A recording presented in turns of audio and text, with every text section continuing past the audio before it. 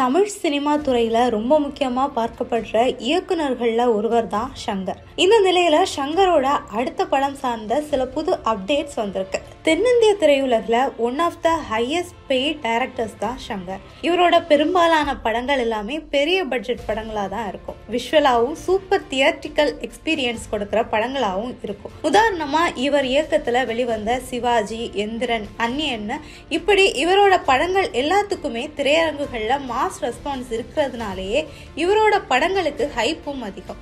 இதனாலேயே தென்னிந்திய திரையுலகில் அதிக சம்பளம் வாங்குற இயக்குனர்கள்ல சங்கரும் ஒருவரா இருக்காரு. இவர் ஒரு படத்துக்கு 50 கோடி சம்பளம் வாங்குவாராம்.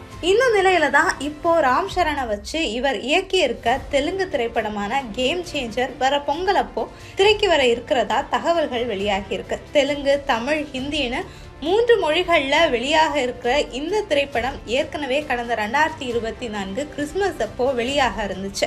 இந்த படத்துல இடம்பெற்றிருக்க 4 பாடல்களுக்கு மட்டும் ரூபாய் 75 கோடியை செலவு பண்ணியிருக்காராம் சங்கர். ஆனா சில பல போஸ்ட் ப்ரொடக்ஷன் டிலே காரணமா அப்போ வெளியாகல. இந்த நிலையில தான் வர ஜனவரி 10ஆம் தேதி வெளியாக இருக்கு.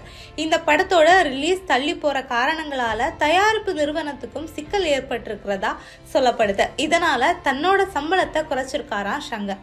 இந்த படத்துக்கு அவரோட சம்பளம் 35 கோடி தானாம். இயக்குனர் சங்கரை தொடர்ந்து அந்த படத்தோட கதாநாயகன் ராம் சரணும் தன்னோட சம்பளத்தை 65 கோடியா குறைச்சிருக்காராம். இது ஒரு புறம் இருக்க, தந்தை சங்கரோட போட்டி போட விஷ்ணுவர்தன் இயக்கத்துல பொங்கலுக்கு திரையரங்குகள்ல வெளியாக ரெடியாகிட்டு இருக்கிற படம் தான் நேசிப்பாயா.